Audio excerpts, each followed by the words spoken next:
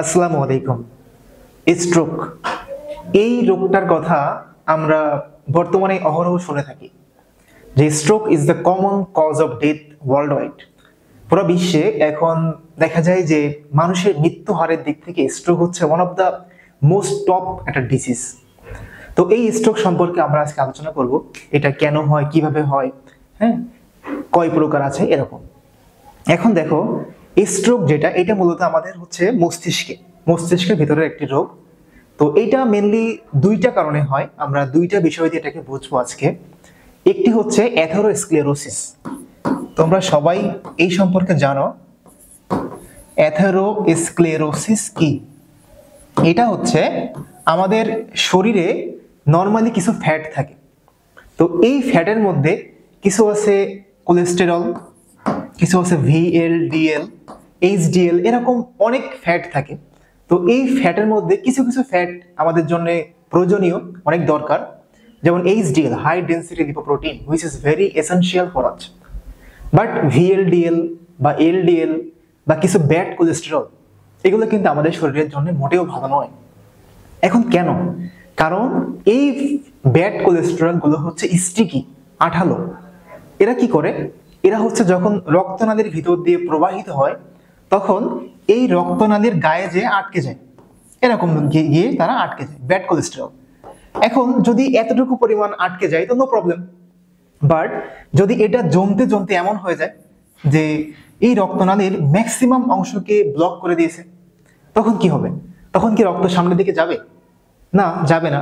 তখন কিন্তু এই সামনের যে জিনিসগুলো আছে, তাই তুমি যে অর্গানের কথা চিন্তা করো, যে অঙ্গের কথা চিন্তা করো, এই সামনের অঙ্গগুলো কিন্তু আর রক্ত পাবে না।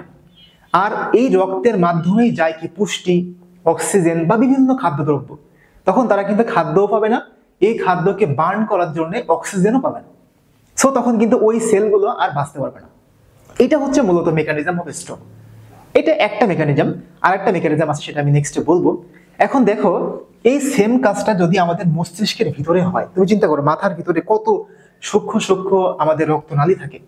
তো এই সূক্ষ্ম সূক্ষ্ম রক্তনালীর ভিতরে যদি এই ব্যাড কোলেস্টেরল গুলো যে জমে যায়, তাহলে কিন্তু সে এই পথটাকে একেবারে ব্লক করে দিবে।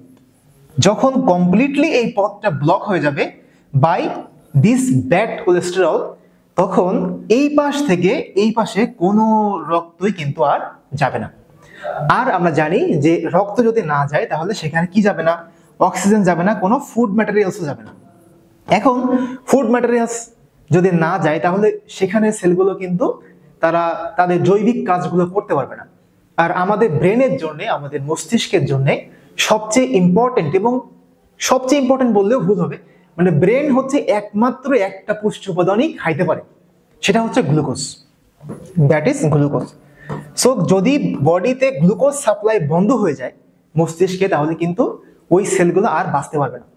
আর এই গ্লুকোজকে জারণ করার জন্য দরকার হচ্ছে অক্সিজেন, যে অক্সিজেন ম্যাক্সিমাম পরিমাণ হিমোগ্লোবিনের সাথে বাইন্ড করে, অক্সি হিমোগ্লোবিন রূপে ব্রেনের সেলগুলোকে সাপ্লাই দিত। তাহলে দেখো, এখন এই অ্যাথেরোস্ক্লেরোসিসের কারণে পেরিফেরিতে অর্থাৎ ব্রেনের ভিতরে অক্সিজেনও যাচ্ছে না, খাবার বা গ্লুকোজও যাচ্ছে না। তাহলে কিন্তু এই সেলগুলা আলটিমেটলি উইল ডাই, তারা কিন্তু মারা যাবে। এবং আমরা জানি ব্রেন এবং আমাদের সুষমা কাণ্ড, এইগুলো তৈরি হয় যে সেল দিয়ে, তাকে আমরা বলি নিউরন। আর নিউরন এমন একটি সেল যেটি যদি একবার মারা যায়, সে কখনোই আর জীবিত হতে পারবে না, বা তার জায়গায় তার বংশধরও তৈরি হবে না। যেমন তুমি দেখো, আমাদের হাত যখন কেটে যায়, ওখানে কিছু সেল মারা যায়, পরবর্তীতে কিন্তু ওইখানে আবার নতুন সেল তৈরি হয়ে ওই কাটা জায়গাটাকে পূরণ করে দেয়। কিন্তু নিউরন যদি একবার মারা যায়, তাহলে ওই নিউরন গুলো কিন্তু কখনোই রিজেনারেট করে না। এজন্য তোমরা অহরহই দেখতে পাবা যে আমাদের বাসা বাড়িতে যারা স্ট্রোক করে, তারা দেখবা যে প্যারালাইজড হয়ে বসে থাকে।